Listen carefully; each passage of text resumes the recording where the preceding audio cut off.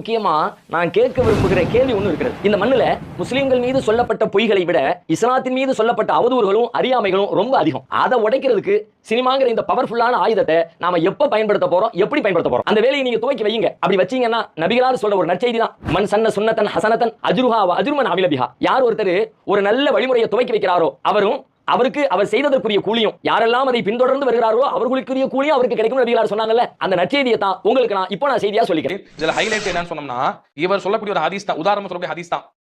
சுப்ஹானல்லாஹ், எவ்வளவு பெரிய மார்க்கத்தை பேசியவர்.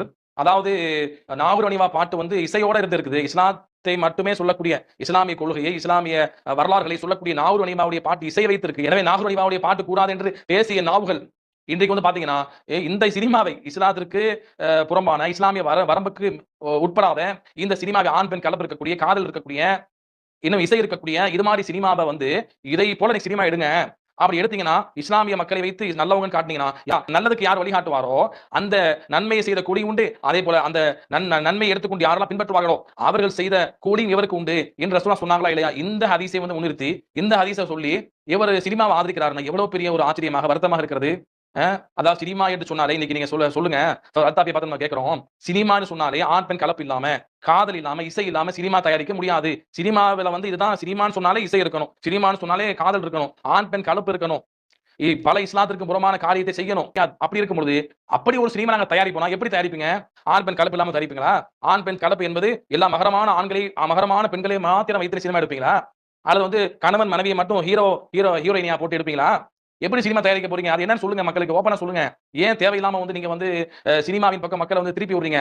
எந்த சினிமா மக்களை வழிகெடுக்குது, எந்த சினிமா வந்து ஆபாசத்தை திணிக்குது, எந்த சினிமா வந்து காதல் என்கிற அந்த காமத்தை இளைஞர்கள் உள்ளத்துல புகுத்துது என்று நம்ம வந்து சொல்லி வந்தோமோ, விமர்சனம் செஞ்சாமோ, அந்த சினிமா வந்து நீங்க வந்து தயாரித்து வெளியிடுங்கன்னு சொல்லி சொல்லிட்டீங்கன்னா அப்ப எப்படி நம்ம வந்து இதை புரிந்து கொள்றது?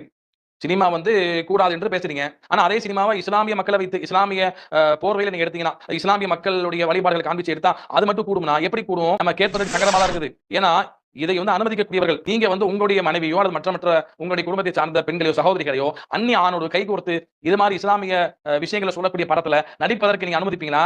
அனுமதிக்க நீங்க உங்களுக்கு மனசு வருமா? ஆனா வந்து என்ன சொல்றீங்க, இஸ்லாமிய மக்கள் இது மாதிரி படம் எடுங்கிறீங்க. மத்தவங்க எப்படி போனாலும் பரவாயில்ல, ஆமா நம்முடைய மனைவியோ நம்முடைய சகோதரிகளையோ அந்நிய ஆண் சொல்ற மாதிரியோ, அந்நிய ஆண் காதலிக்கிற மாதிரியோ சினிமாவில் காட்சிப்படுத்த நம்ம தயங்குவோமா இல்லையா? ஆனா சினிமா வந்து தயாரிங்க, இஸ்லாமிய மக்கள் அதை எடுத்து செல்லுங்க என்று சொன்னீங்கன்னா இது எப்படி நியாயமா இருக்கும்? அப்படி சினிமா எடுத்து தவறுல மக்கள் மூழ்கினாங்கன்னா நீங்க தான் அதுக்கு பொறுப்புதாரி. நீங்க சொன்னீங்களா இல்லையா, ரசூலுல்லாஹ் சொன்னாங்கன்னு சொல்லிட்டு ஒரு ஹதீஸ், அந்த ஹதீஸுக்கு மாற்றமா எப்படி சொல்லியிருக்காங்க?